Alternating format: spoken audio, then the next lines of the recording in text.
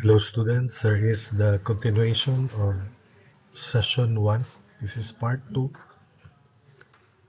This is now the computation of the uniform load for this barrier. So determine the equivalent uniform load for the barrier shown below in kilonewtons per meter. Also compute the weight in kilonewtons. Use weight density. The other term is specific weight or unit weight of plain concrete as 22.4 kilonewtons per cubic meter. So if it is reinforced concrete and the specific weight is not specified, remember that we should assume specific gravity 2.4 and multiply by 9.81. So 2.4 times 9.81 would be 23.56 kilonewtons per cubic meter. But in this case, it is given, the specific weight is given, so there's nothing to worry about.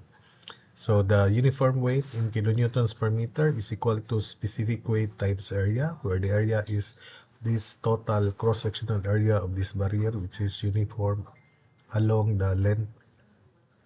So it is area 1 plus area 2 plus area 3. This is a triangle, trapezoid, and rectangle. So specific weight 22.4 kilonewtons per cubic meter multiplied by area for triangle 1, 1/2 times 0.5 meter. Area 2 with this trapezoid 1/2, quantity upper base 0.4 plus lower base 1.2. 10 times quantity, the height is 0.3. Then plus area of rectangle 1.2 times 0.3. So kilonewtons per cubic meter times square meter is kilonewton per meter, and that is 15.68 kilonewtons per meter. Then the total weight is simply this uniform weight, 15.68 kilonewton per meter times the length of 9 meters. So that's why you have 141.12 kilonewtons, and it can also be reported as 1.1.1. For the second problem, determine the equivalent uniform weight of each steel section shown below in newtons per meter. If steel weighs 77,300 newtons per cubic meter, that's the given specific weight of steel. So this is the given figure for 2A, and it's easy. We just divide this into rectangles. There are 3 rectangles. So uniform weight in newtons per meter is 77,300 newtons per cubic meter.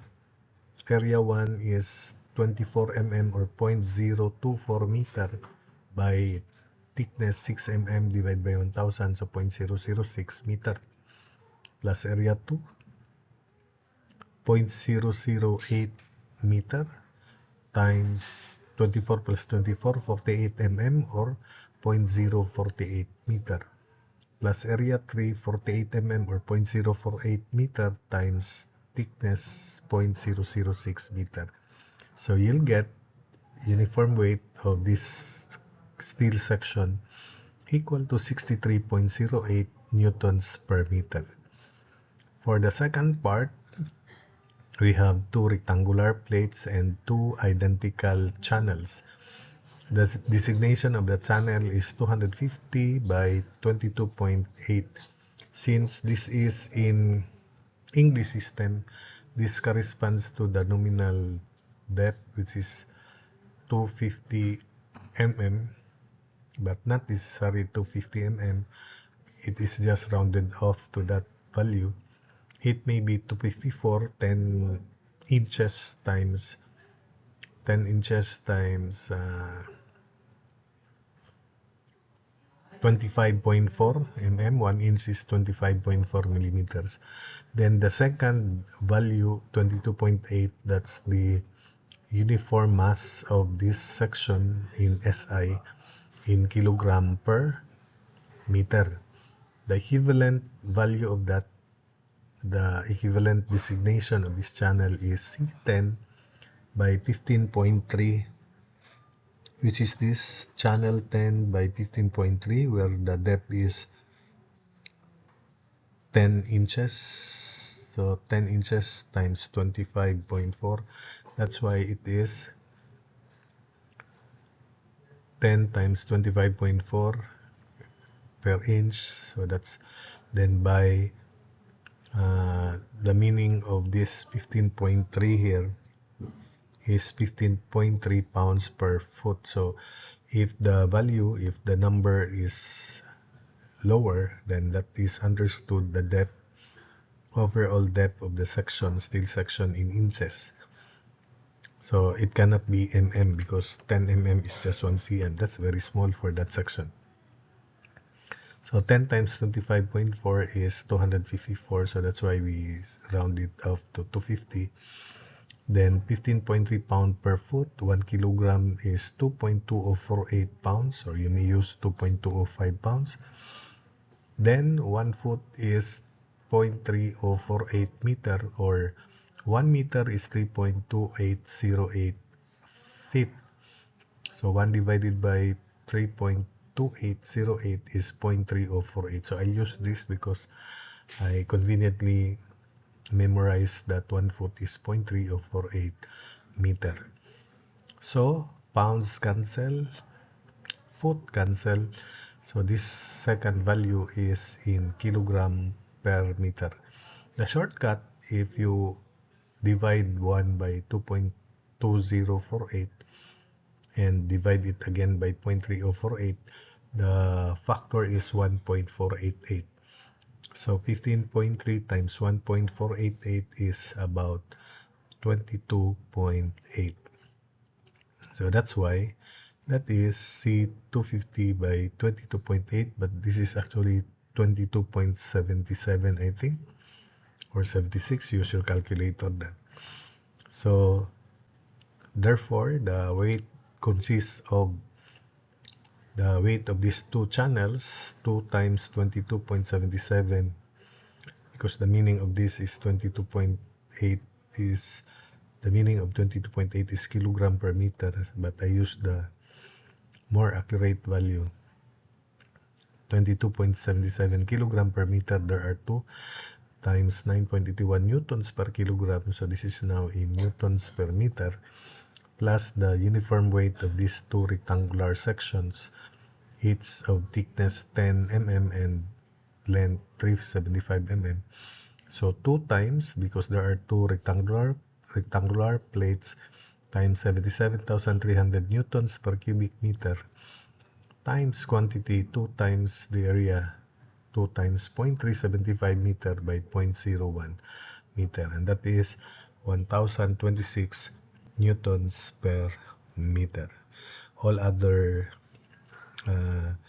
properties of this channel section are given here so that you can familiar with the table and where to find the different elements of that channel. So area, depth, thickness of the web of the channel, width of the channel, BF, flange, and we have the moment of inertia with respect to the x-axis 67.3 inches to the fourth. So if you want to convert this to SI, multiply this by 25.4 raised to 4. So that's it for this part. So let us continue by converting English system wide flange to its equivalent SI equivalent. So let's convert W18. So this is 18 inches English system by 130, and again the meaning of 130, 130 pounds per foot. So it is 18 times 25.4 to make that in mm by 130 pounds per foot times 1 kilogram 2.248 2048 pounds 1 foot 0.3048 meter, or 130 times 1.488. That's the shortcut. So it will give us 457.2, which is rounded off to 460 by 193.44, I think, and that is a whole number, therefore rounded off to a whole number 193. So W18 by 130 is also W460 by 193. You can also convert all the other sections. This is only a portion of the table for W flanges. There are many, and you can do that in the same manner. So again, the factor is 1.488. For the shortcut, 130 by 1 times 1.488 is 193.44, I think. So there is also a table for the conversion, direct conversion from that case. So this is the original problem. Convert W18 by 130 to SI and compute IX. So I will compute IX on the next slide. So in the AISC, American Institute of Steel Construction Manual, these are the table for the conversion. So remember that we converted W21 by 130. Then in SI, it is W460 by 193, which is correct in our calculations and in our conversion. Now, for the moment of inertia of that section, W18 by 130, the area is 38.2 square inches. The depth, 19.3. So we'll use the decimal equivalent, 19.3. Then the thickness of the wide flange, 0.67 inch. Then for the flange, the width is 11.2 inches. That's it. Then the thickness of the flange in inches is 1.2. So therefore, this is the depth, 19.3, width of the flange 11.2, the thickness of the web 0.67 inches, 0.67 inch rather. This height, the net height of this hollow or empty rectangle, is the same as this, is 19.3 minus 2 times 1.2. That's why that is 16.9. The moment of inertia with respect to the centroidal x-axis, therefore, by symmetry, is moment of inertia of big rectangle. Imagine this is the big rectangle minus moment of inertia of these two rectangles combined. The centroidal axis remains the same, and the width of that two rectangular sections is 11.2 minus 0.67, and the height is 16.9. Therefore, the moment of inertia with respect to the x-axis 11.2 at 1 times height 19.3 cube over 12, remember, BH cube over 12, minus the net width of these two rectangles is 11.2 minus thickness of web 0.67. The height is 16.9 cube over 12. So computing for the moment of inertia, it is equal to 2474 inches to the fourth. So this is the method employed whenever the properties of that wide flange section is not given in the problem. Then we have to approximately compute the moment of inertia by considering this as component rectangles. Now, why is the answer here greater than the actual moment of inertia of the section with respect to the x-axis? The main reason for that is the actual section has fillets here, so it curves. So therefore, the actual section should be lesser than this section, moment of inertia of this section, when treated as rectangles, because as I said, there are fillets like that there. So that's why it is slightly greater than the actual moment of inertia of the section. Next, let's compute the loading transmitted to the floor when there is a wall, and of course there will be a table for the materials composing that wall. So the wall is 2.5 meters high and consists of 51 mm by 102 mm studs. So these are the studs plastered on one side. On the other side is 13 mm fiber board, so on the other side there, and 102 mm clay brick on the other side.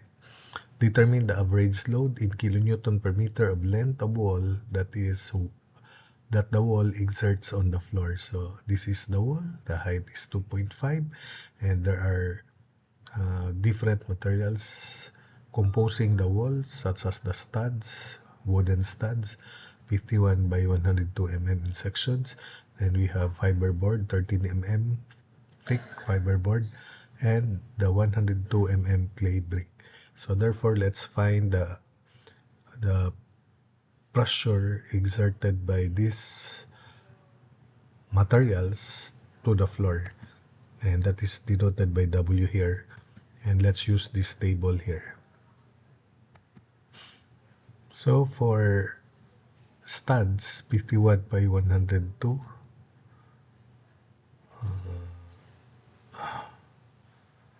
these are the studs 51 by 102, and the studs are plastered, not unplastered. So for plastered side studs on one side, in kilonewtons per square meter, it is 0.57. So we have 0.57 kilonewtons per square meter. Next, we have 13 mm fiber board. So 13 mm fiber board.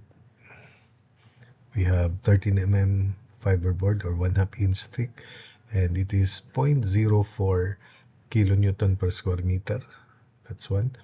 And finally, we have clay brick, 102 mm thick clay brick, 102 mm clay brick, and that is 1.87 kilonewtons per square meter. And because the height of the wall is 2.4, we multiply that by the height of the wall. Therefore, the uniform load transmitted by this wall here to the floor, which is now this red distributed force, would be 6.200 kilonewtons per meter. For problem 4, the floor system of an apartment building consists of a 125 mm thick reinforced concrete slab resting on 3 steel floors, which in turn are supported by 2 steel girders as shown. The floor beams and the girders are W18 by 76 and W21 by 93. So take note that these are in English units. About 18 inches deep, then 76 pounds per foot. This is 21 inches deep, 93 pounds per foot. So we are interested of the second number because they represent the uniform weight of the steel section, W flange sections, in pounds per foot. Then we'll convert that to kilonewtons per meter later. So determine the dead loads acting on the beam CD and the girder AE. So take note that in the preceding tables, areas are present, so you can also use the uniform weight, compute the uniform weight in kilonewtons per meter as specific weight of steel 77.3 kilonewtons per cubic meter times cross-sectional area if you convert the cross-sectional area in square meter. But in this case, this is the given figure. We have here the steel beams and these are the girders, steel girders. So for this beam CD, the tributary area is, of course, we move half to the above and below. So the distance between these partitions, it would be still 3 meters. And this is the top view area, the weight of the slab, and the loads over the slab supposedly are to be transmitted to the steel beam. And whatever is the reaction at the end of the steel beam, that would be transmitted to the steel girder. So the load of the steel girder, therefore, would be the uniform weight of steel girder plus the concentrated load, which serves as the reaction at C, which is equal to the reaction at D by symmetry. Now, this is the free body diagram for the steel beam CD. So this is the weight of the beam, and we have the dead load carried by the steel beam. So we'll just ask to determine the dead loads. Live loads are not yet incorporated here. So just the dead load. So the weight of the beam, this is 7.5 meters long, is equal to 76. This is the beam, 76 pounds per foot times quantity 1 kilogram is 2.2048 pounds times 1 foot, 0.3/8 meters. Remember the factor, 76 times 1.488, and that is 113.1 kilogram per meter. Then we multiply 9.21 newtons per kilogram, then 1 kilonewtons per 1,000 newtons to express that in kilonewtons per meter. So the weight of the beam is 1.110, the uniform weight of the beam 1.110 kilonewtons per meter. For the dead load, it is simply do not multiply it by 7.5, but multiply the density of concrete, reinforced concrete in this case, by this cross-sectional area, which is 3 meters long, and the thickness of the slab, concrete slab, is 0.125 meter. So the specific weight of concrete, reinforced concrete, 2.4 times 9.81 kilonewtons per cubic meter, because it's not given here. Then times cross-sectional area, which is 0.125 times 3 meters. It should not be multiplied by the length of CD, because we are required to express the uniform weight on this beam total in kilonewton per meter. So it is 8.829 kilonewtons per meter. Therefore, the total dead load, uniform dead load carried by the steel beam is 1.110 plus 8.829 kilonewtons per meter. So that's 9.939 kilonewtons per meter. Then summation forces Y equals 0. So RC and RD are equal by symmetry. Therefore, 2RC is equal to the total load, which is 9.939 kilonewtons per meter times 7.5. So R sub C is 37.27 kilonewtons. Then this load should be transmitted at the midpoint center of this girder AE. So if we analyze AE, the loadings for AE would be the weight of girder AE plus the concentrated load at the center, which is 37.27 kilonewtons. The length of AE is 3, so 6 meters all in all. So that's 3. And the weight of the girder is equal to, this is the calculation for the weight of the girder, 93 pounds per foot. That's the meaning of that. Times 1.488, so 138.38 kilogram per meter, then multiplied by 9.81 or 9.81, then divided by 1,000, so it is 1.358 kilonewtons per meter. So you have there 1.358 kilonewtons per meter. That's the dead load carried by the girder AE. Because there is a follow-up question here, determine the dead loads acting on the beam CD and the girder AE. There is a follow-up question supposedly about the load, axial load in column A. So the axial load in column A, let's compute that into two ways. Then the second one is the verification. Take note that here there is load transmitted to column A by means of the reaction in the girder, and at this point here there is concentrated load transmitted to column A, which is the reaction due to the loads in beam AB. So we have not yet isolated beam AB so that we can analyze the end reaction. So this is now the isolation. Remember that the uniform weight of steel beam is 1.110 kilonewtons per meter. Then the load, because the tributary area is only 7.5 by half of 1.5. So it is specific weight of concrete, reinforced concrete, 2.4 times 9.81. Then the cross-sectional area would be the thickness 0.125 times this length. If we draw a section here, that's 1.5 meter by 0.125 meter. And therefore, it is 4.414 kilonewtons per meter. The total load, therefore, carried by beam AB is 4.414 plus 1.11, and that is 5.524 kilonewtons per meter. Then summation forces vertical equals 0. Again, RA2 equals RB2.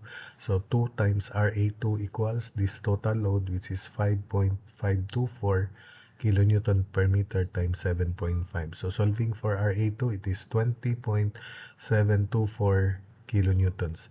Then to self-analyze for the load on axial load in column A, this is the reaction at the bottom of column A, which is 22.71, which is from here, RA1, and RA2 at the right side is 20.72 kilonewtons. Therefore, the axial load in column A is 22.71 plus 20.72, and that is 43.43 kilonewtons.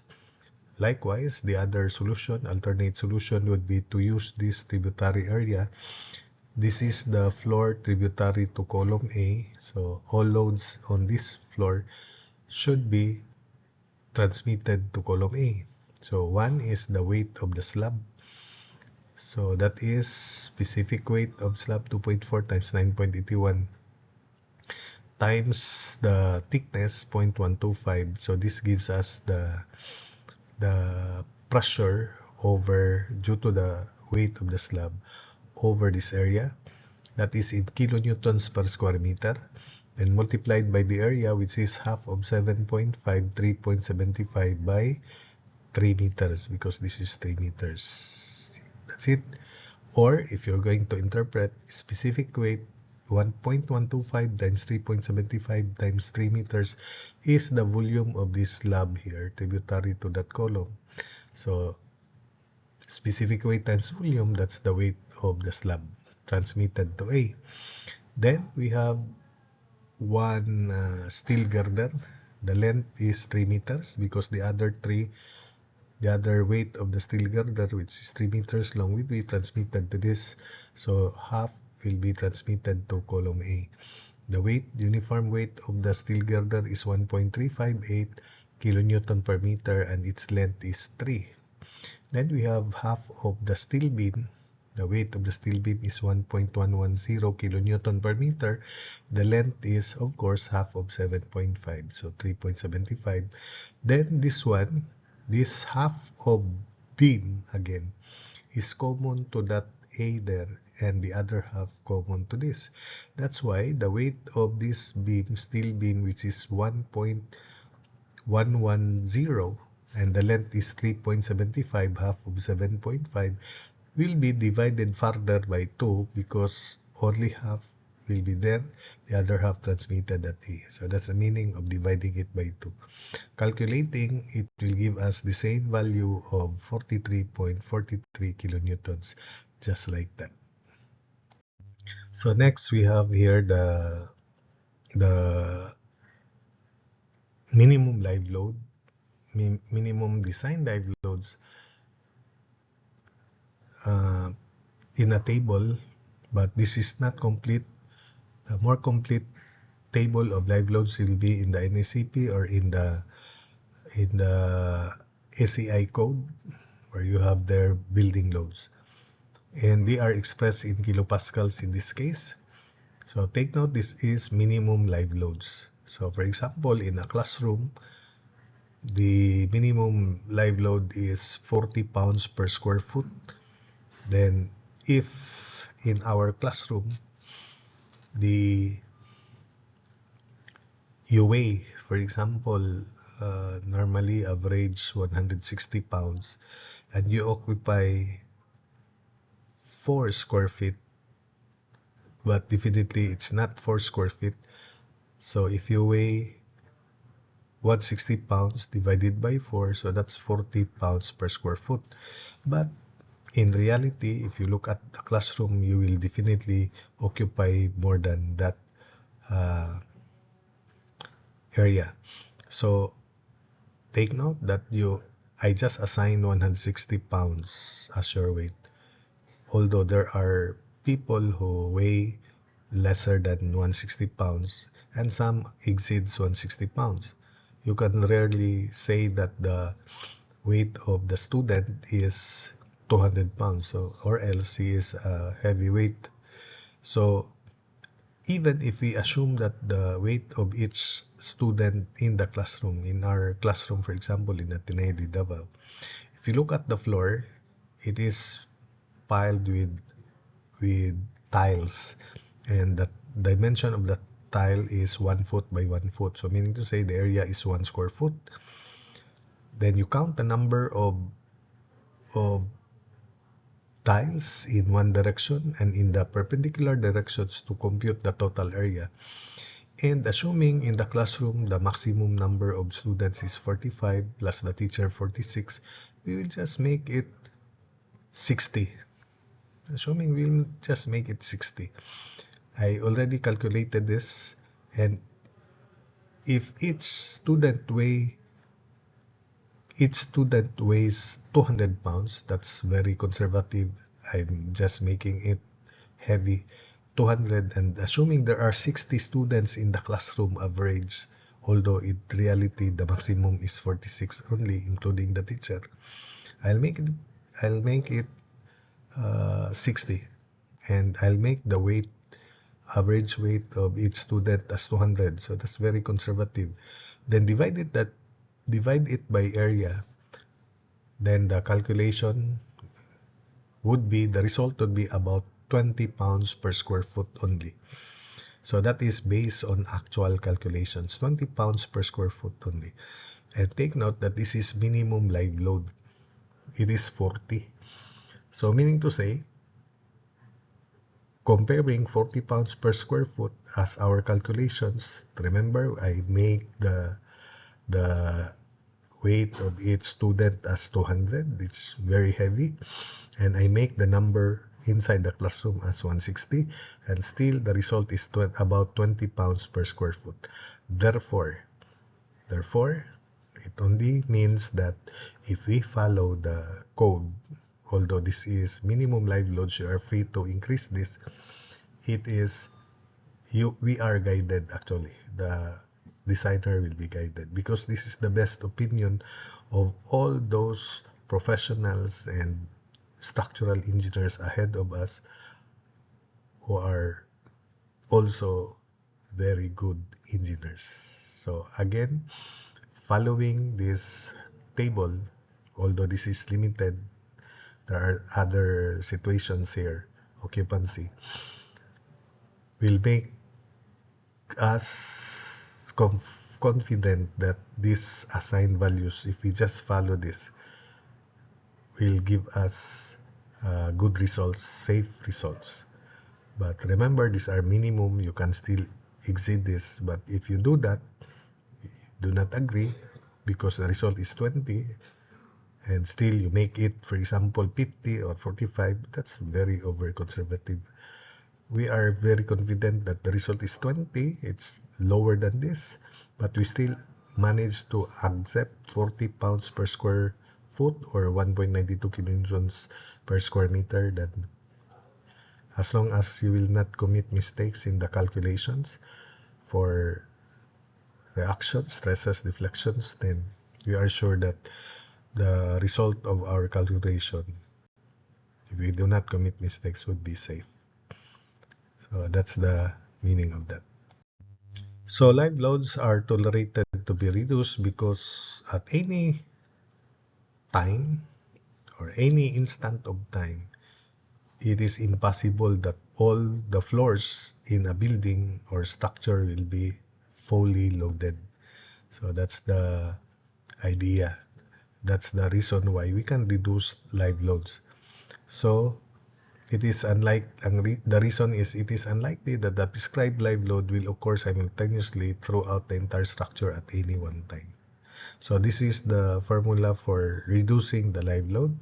We have here the LO. LO is from the minimum live loads earlier mentioned in the table, and times quantity 0.25 plus 15 over square root of, we call this live load element factor, and we can find that from the table.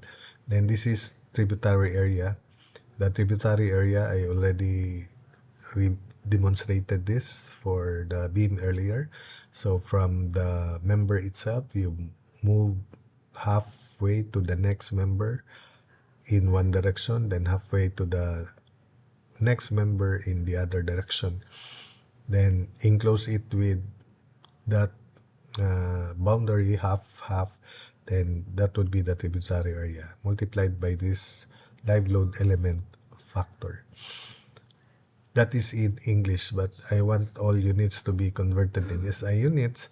The 15 when divided by square root of 3.2812808 feet, because 1 meter is 3.2808, would give us 15 divided by 3.2828 will give us about 4.57.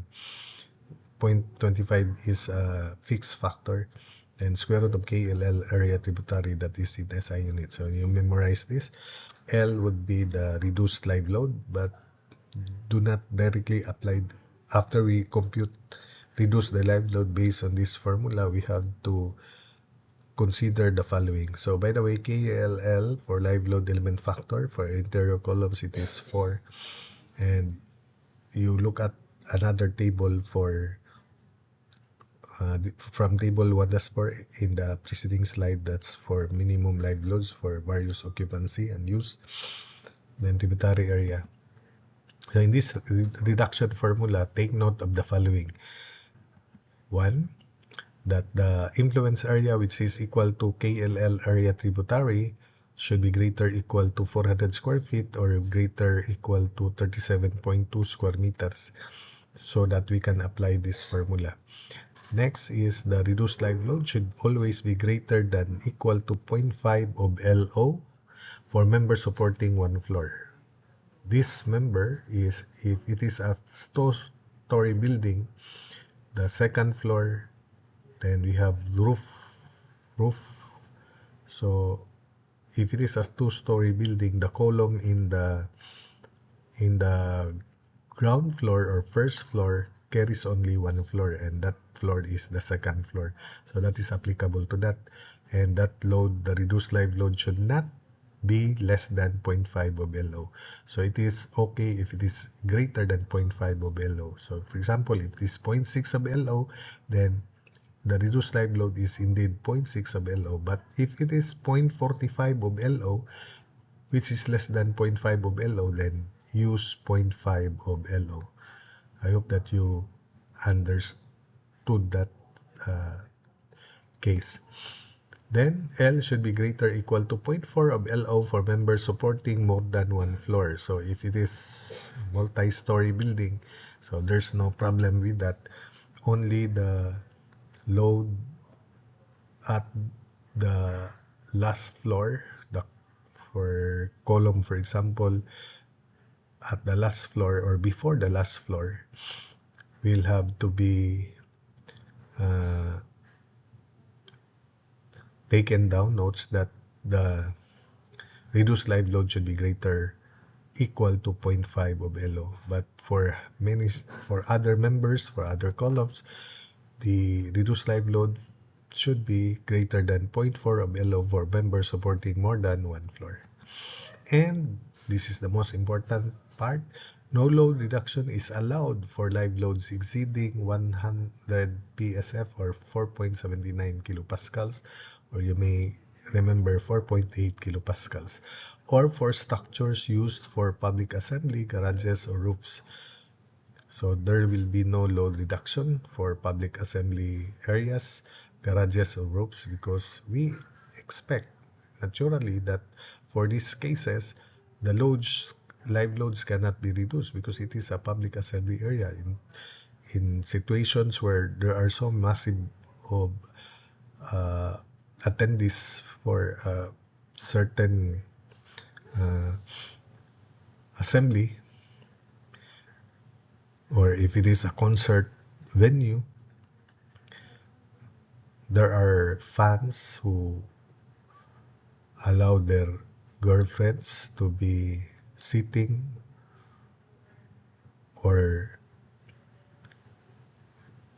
there will be double loads because the girlfriend normally, if she cannot see the stage, then will have to sit over the neck of her boyfriend. That's the situation. So that's why there's no need to reduce live load for public assembly area, garages, or roofs. Now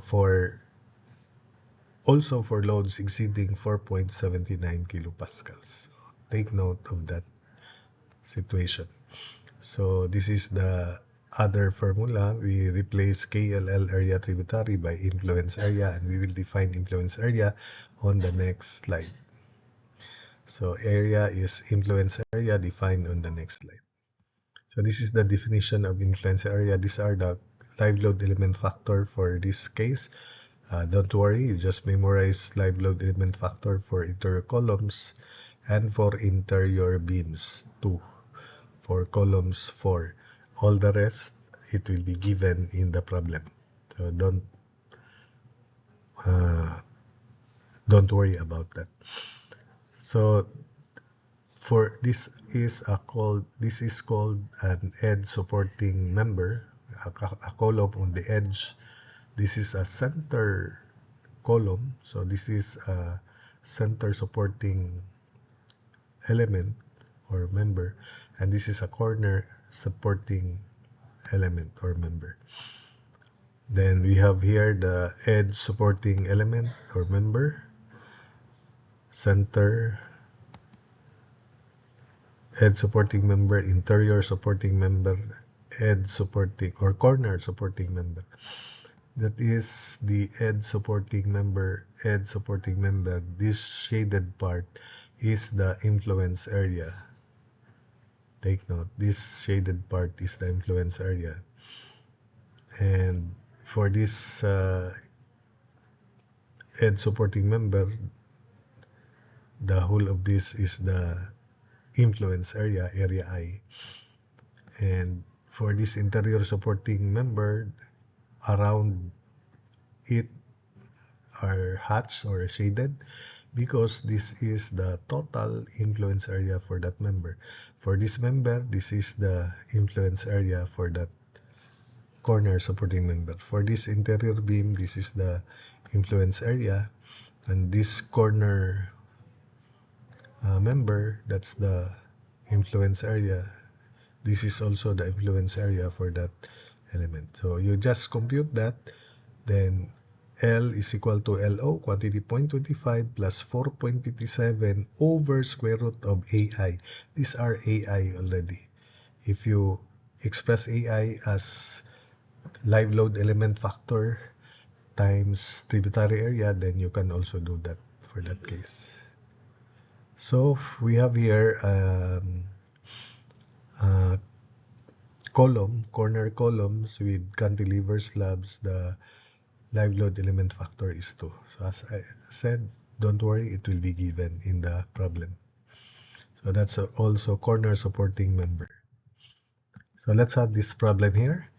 A 3-story assembly area. So take note, assembly area. So the pressure uniform minimum live load is 2.87 kilopascals. As interior columns spaced 8 meters apart in 2 perpendicular directions.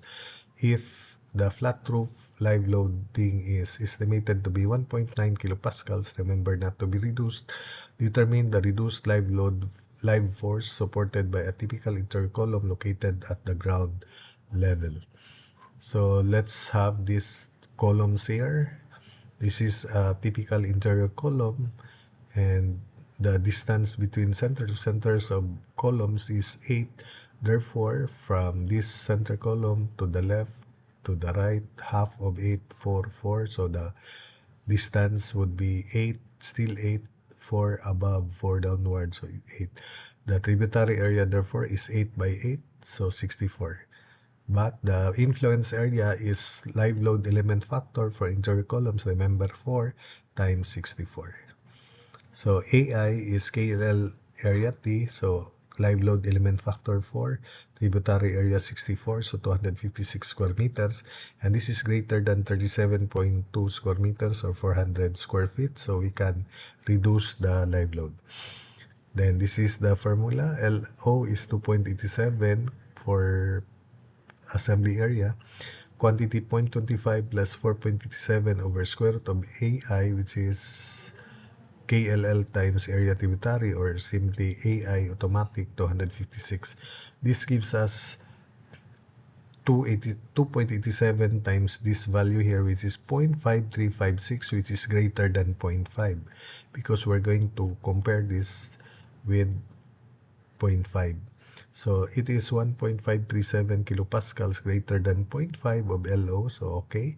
It is also greater than 0.4 of LO, so okay.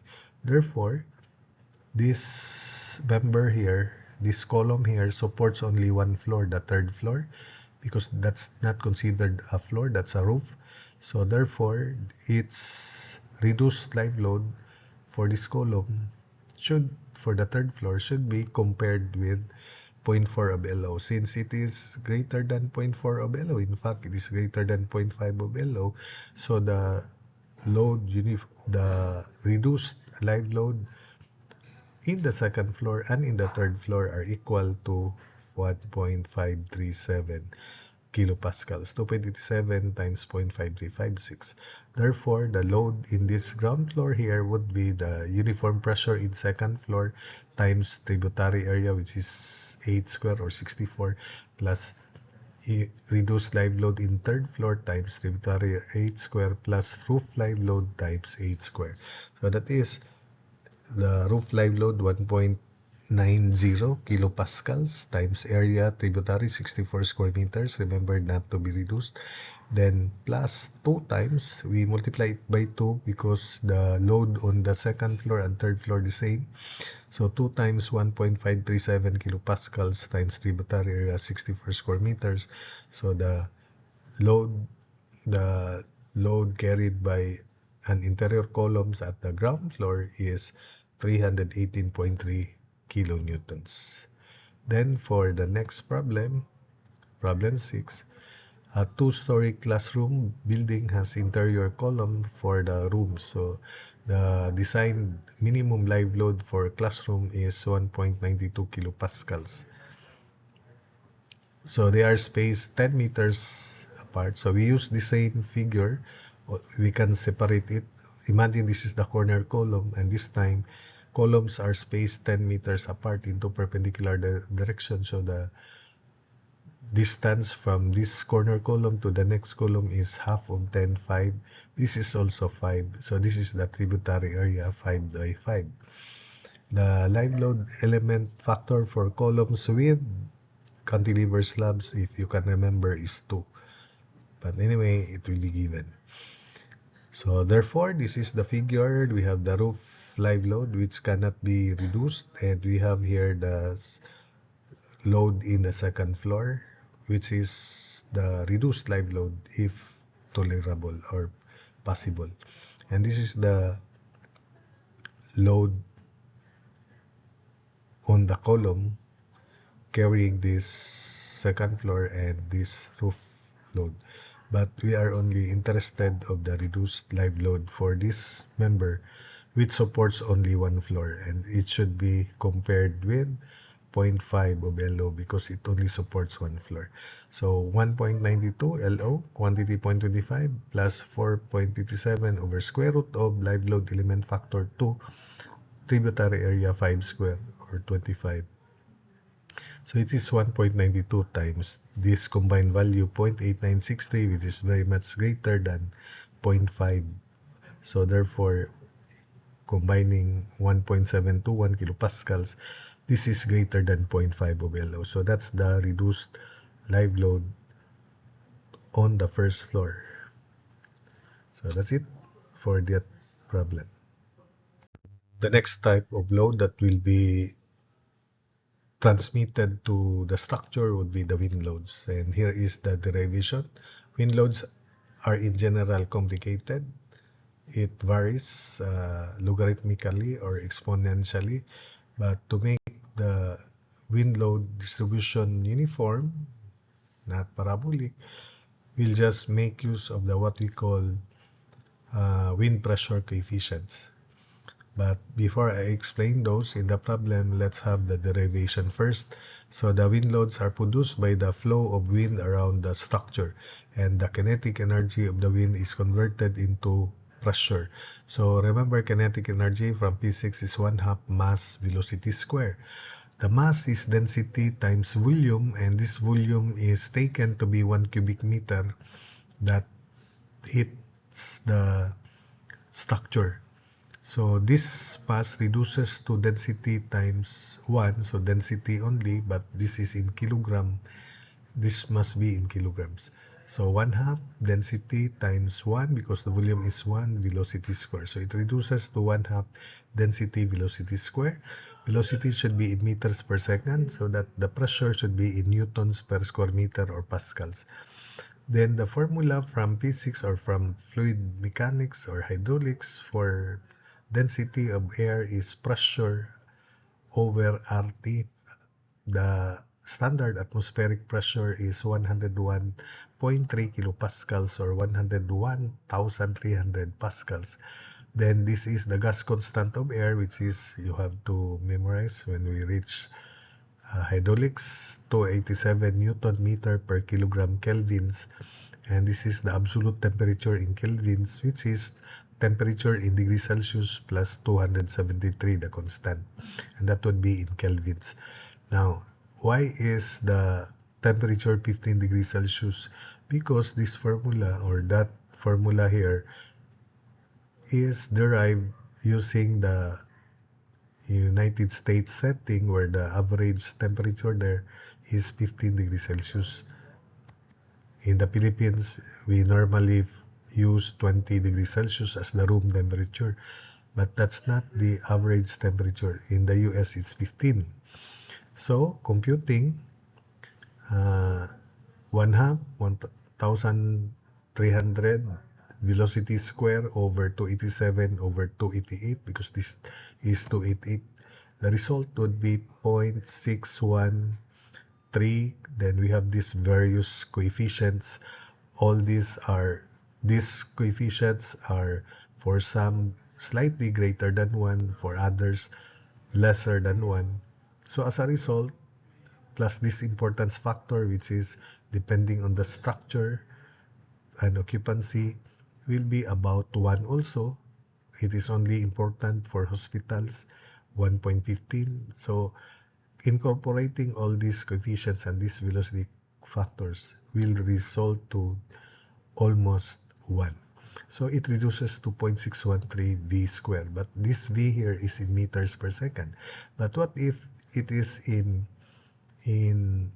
kilometers per hour? So in converting velocity in kilometers per hour, we divide that by 3.6. That's the conversion factor. It becomes meter per second. So the value 1/2, 1,300 over 287 over 288 will give us this coefficient 0.613. If we divide that by 3.6 square further, it becomes 0.0473 velocity square, where velocity here is in kilometers per hour, and the resulting units here would be in pascals.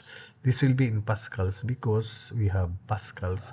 This is meters per second quantity square, so meters square per second square.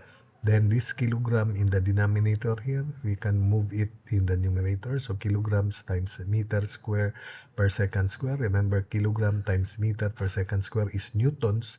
Then there is another excess meter, so Newton meter divided by Newton meter. So you can cancel that. And the result is really in pascals. If you want the pressure, wind pressure to be in kilopascals, then you just divide this by 1000. So instead of using the table from NECP 2015 where we have so many values for different heights of building or structures plus the exposure, then there are so many values for pressure. So I'll just introduce that wind pressure coefficient so that you will no longer worry about the loads. I'm just exposing you that there is a table for computing wind pressure. So these are the different values of kg, but as I said, ignore all this because we just make use of this simple formula. V is in kilometers per hour, and these are the factors. And remember the velocity, I already showed to you the map of the Philippines, and for various areas, for different places, the wind speeds, then you can assign that there. But I will not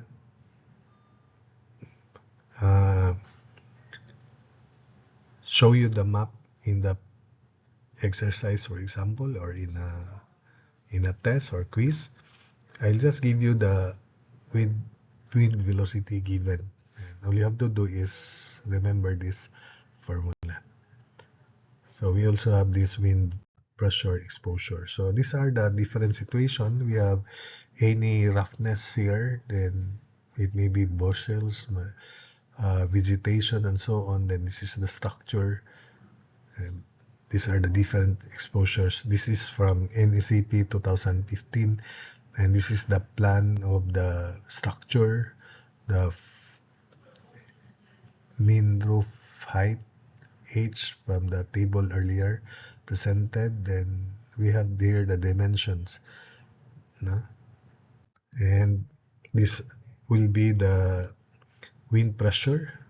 So some will be suction, the leeward and windward side. This is the wall side, windward side of the wall, leeward side of the wall. So as I said, these clips are from the NECP 2015, and I won't make you bother about this. I'll just give you the wind pressure coefficients, and you will have an example. And so on and so forth. This is just an example of the different wind pressure values for wind speeds of 150 kilometers per hour, 200, 250, 350 kilometers per hour, and so on and so forth. And the distance from the ground level to that structure for this roof, for example, these are the values. So it's really very complicated. But anyway, the wind pressures are tabulated in this table. This is not just the table. There are so many tables for that, and for these different wind pressure coefficients. I'll just give you that. Another table